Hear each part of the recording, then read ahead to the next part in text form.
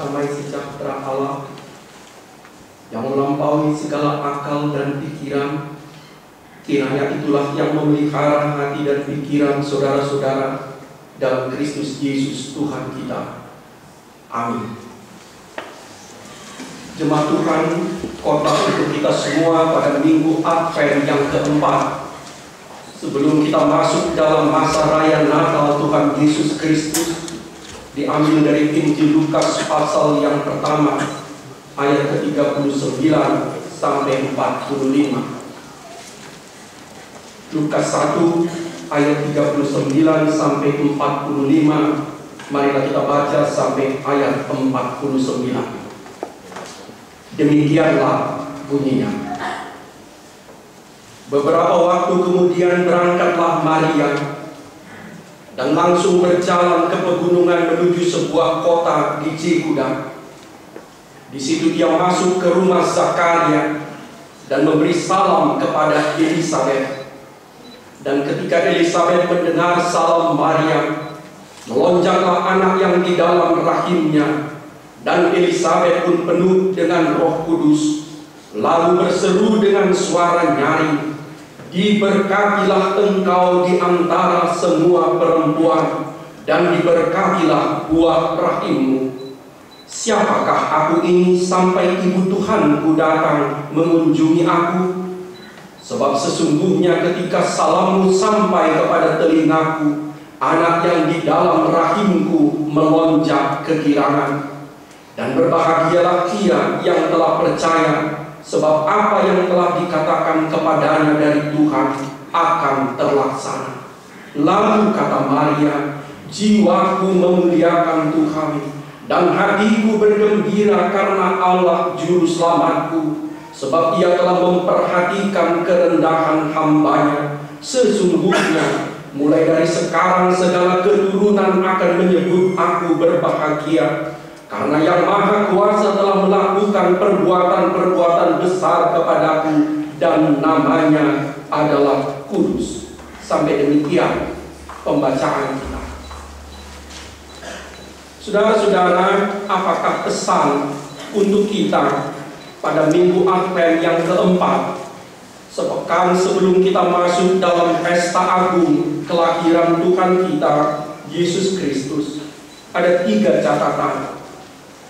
Pertama, Allah memanggil kita menggalang persaudaraan, menggalang kesetiakawanan kita dalam pergumulan hidup ini. Allah memanggil kita menggalang persaudaraan, menggalang kesetiakawanan dalam pergumulan hidup kita. Dalam kisah yang kita baca tadi ada 2 tokoh, dua-duanya perempuan. Yang seorang bernama Elisabet, istri Zakaria, imam, dan yang seorang bernama Maria, belum menikah, bertunangan dengan seorang tukang kayu bernama Yusuf. Elisabet adalah seorang perempuan lanjut usia. Bila kita baca dalam Lukas 1 ayat 6 sampai 7, mereka hidup benar di mata Allah. Mereka melakukan segala perintah Allah tanpa cacat, tetapi dikatakan mereka tidak dikaruniai anak. 2 kalimat itu pantas kita garis bawahi. Zakaria dan Elisabet hidup benar di mata Allah. Mereka melakukan perintah Allah tak bercacat. Mereka hidup saleh, tetapi mereka tidak dikaruniai anak. Betapa beratnya pergumulan keluarga imam itu. Yang kedua, Maria, seorang perempuan muda, belum menikah, tetapi harus memikul beban yang luar biasa berat. Dia harus mengandung. Siapa mau tahu pada masa itu bahwa Maria dikandung oleh Roh Kudus? Orang banyak dan keluarganya hanya tahu dia hamil, dia belum menikah. Karena itu kita boleh menafsirkan ayat tadi, kenapa Maria pergi ke kota pegunungan ke rumah sepupunya Elisabet. Mungkin untuk menghindar dari banyak celaan, ejekan, dan hinaan dari orang banyak. walaupun dia sendiri merasa tidak bersalah. Saudara-saudara, dua perempuan yang memikul beban itu, yang satu lanjut usia, yang satu masih sangat belia, bergandengan tangan, bahu-membahu, saling mencurahkan isi hati dalam kesetia kawanan, dalam persaudaraan. Karena itu kita bisa mengambil satu renungan yang sangat dalam dari sini. Rupanya pergumulan, apapun bentuk pergumulan itu, termasuk pergumulan karena salah atau dosa kita sendiri, tidak boleh dipikul sendirian. Maria dan Elizabeth, dua perempuan pada masa purba itu, memberikan kepada kita sebuah pelajaran. Rupanya sebuah beban, pergumulan dan kesusahan haruslah dipikul bersama-sama. Sebab beban yang berat itu akan menjadi ringan bila dibagi-bagikan. Tetapi sebaliknya sukacita itu justru akan bertambah banyak bila dibagi-bagikan. Kita tidak harus mengatakan bahwa kita harus bergumul seperti Elizabeth dan Maria sedemikian hebatnya. Tetapi dengan berbagai kondisi suka dan duka kita, masalah dan problematika kita, kita mendapat sebuah pelajaran. Rupanya pergumulan hidup ini tidak boleh dipikul sendirian. Kita harus bersama-sama. Kita harus tolong-menolong, memikul beban, menjalani pergumulan kehidupan. Dan itulah sebetulnya yang diajarkan juga oleh leluhur kita. Kenapa? Bagi suku-suku, ketika ada orang berduka atau bergumul, dia harus dikelilingi oleh sanak saudaranya. Itulah yang terbawa sampai sekarang. Saban kali ada saudara yang meninggal, maka kita tidak boleh membiarkannya sendiri. Kita akan mengelilinginya. Mau mengatakan, dia tidak boleh sendirian memikul beban kehidupan itu. Itulah sebabnya bila ada saudara yang bergumul, kita juga akan mengunjunginya. Kita akan menggandeng, memegang tangannya, mau mengatakan dia tidak sendirian. Walaupun dalam masa berikutnya terjadi penyimpangan, orang banyak datang ketika ada pergumulan, tapi seringkali bukan meringankan beban, tetapi malah menambah kelelahan. Tetapi menurut kami itu adalah efek samping. Tetapi intinya tetap sama seperti Maria dan Elizabeth itu, kita mau bersama-sama menggalang persaudaraan, kesetia kawanan kita. Sebab beban seberat apapun bisa dipikul bila kita bersama-sama, apalagi bersama Tuhan. Karena itu juga saudara-saudara, mulai dari tahun-tahun yang lalu, kita selalu mau menghayati pesta besar Natal yang agung itu, juga dalam semangat kesetia kawanan dan persaudaraan itu. Tahun lalu, bila kita masih ingat, seluruh hadiah, seluruh buah-buah Natal kita persembahkan untuk saudara-saudara kita, anak-anak sekolah di Mentawai. Kita tak pernah mengenal mereka, kita tidak tahu nama-nama mereka, tetapi kita tahu di belahan barat Sumatera, di Pulau Mentawai, ada sejumlah orang yang korban disapu tsunami atau banjir besar dari laut. Dan kita menyatukan hati mereka dengan mereka. Dan hari ini, tahun ini, rapat para halaru sepakat. Kita juga mau menandai Natal kita dengan kesetia kawanan kita kepada para pendeta yang bertugas di Tapanuli, yang sakit parah, dan beberapa pendeta yang mati muda, yang istri dan anaknya masih kecil-kecil di Tapanuli. Nama-nama mereka telah kita pasang di pohon Natal kita. Mau mengatakan, sukacita Natal kita kelak tidak akan kita pikul sendirian, tidak akan kita nikmati sendirian, tetapi kita bagikan pada mereka. Ada nama pendeta John Mayer Rumahorho, leukemia, sekarang di sini. Ada nama pendeta Sapner Silitonga dari Janjiakola, stroke. Ada pendeta Pastoran Sinambela bertugas di Sidimpuan, sakit jantung. Kemarin di Sim Yusuf, Bandung, dan mungkin telah kembali ke Sidimpuan. Ada keluarga almarhum pendeta Rimpun Manulang dari Pakar. Ada keluarga almarhum pendeta Welman Sirimoringo dari Matiti yang meninggal di rumah sakit Doro Sanggul karena mati lampu, tidak ada genset di ICU-nya. Ada nama pendeta Pahala Merpau almarhum terakhir bertugas di Sibutuan Baligi. Anak-anak mereka masih kecil.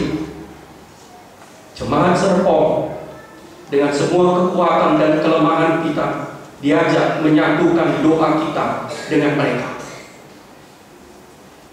Biarlah Natal ini menjadi lebih bermakna bagi mereka dan juga bagi kita dalam semangat kesetiakawanan dan persaudaraan itu.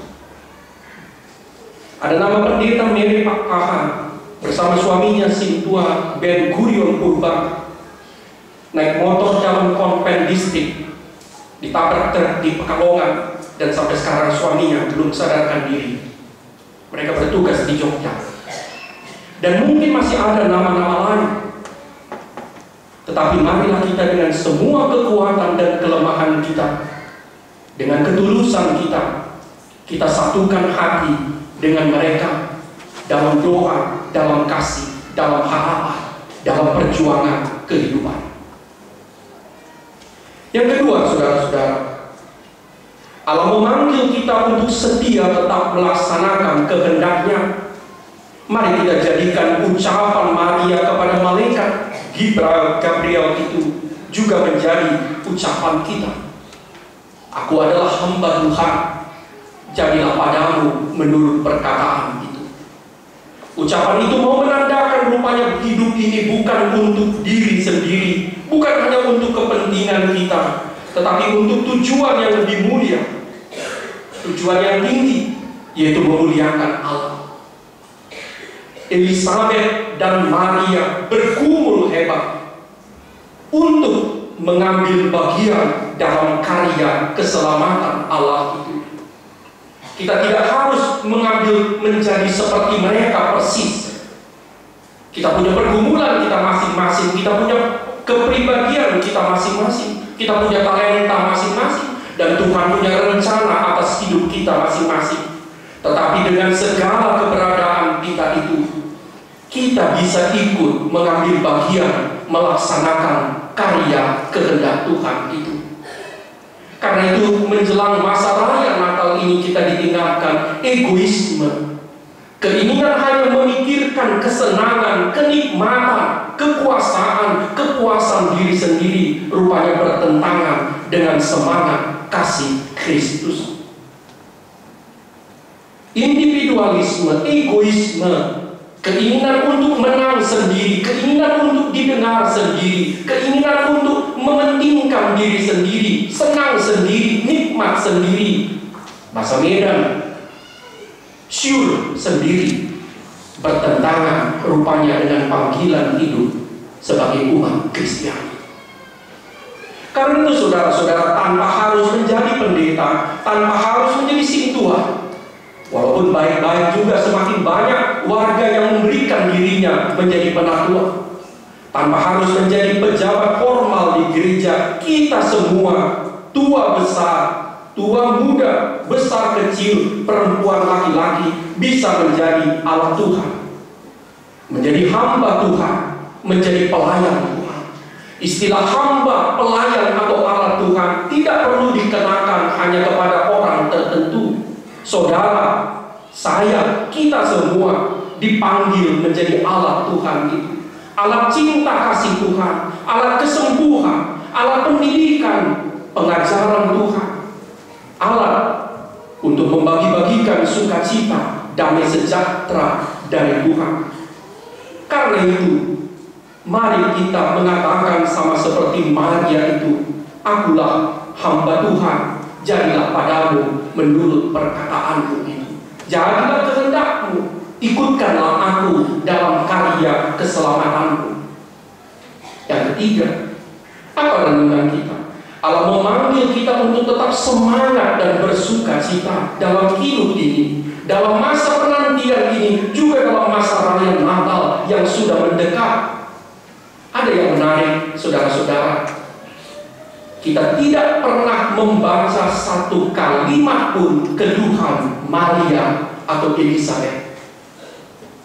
Di dalam Alkitab, dalam Injil Lukas atau Injil Matius atau Injil yang lain, tidak ada satu kalimat pun keluhan, sungut-sungut dari Maria atau Elizabeth. Tapi apa yang ada? Puji-pujian. Apa yang ada? Magnifikat, nyanyian, pemuliaan. Apa yang ada?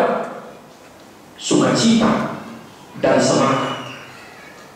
Karena itu saudara-saudara, mari kita pakai juga semangat Maria dan Elizabeth itu, tetap semangat dan sukacita dalam hidup ini. Rupanya dalam masa penantian kita juga bisa memuji-muji Tuhan. Kita tidak harus menunggu segalanya baik, berhasil. Kita tidak harus menunggu sembuh. Kita tidak harus menunggu panen. Kita tidak harus menunggu proyek tembus untuk bisa memuji Tuhan. Dalam hidup sehari-hari, dalam apapun kondisi kita bisa mencontoh Maria dan Elizabeth menaikkan puji-pujian bagi nama Tuhan itu. Saudara-saudara, kesanalah kita diajak. Pujilah Tuhan. Sudah terlalu banyak makian, celaan, ejekan, keputusasaan dalam dunia ini. Mari kita mengisi kehidupan dunia ini dengan puji-pujian kepada Tuhan yang baik, yang setia. Tuhan yang telah datang 2000 tahun yang lalu dan yang berjanji akan datang kembali dalam semua kemuliaan-Nya. Amin.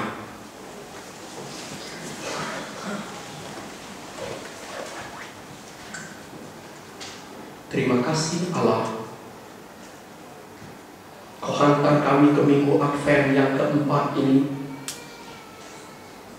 Sungguh hati kami, luapan sukacita kami tidak tertahan lagi, menantikan masa raya kelahiran Putra-Mu Kristus yang membebaskan kami dari dosa dan maut.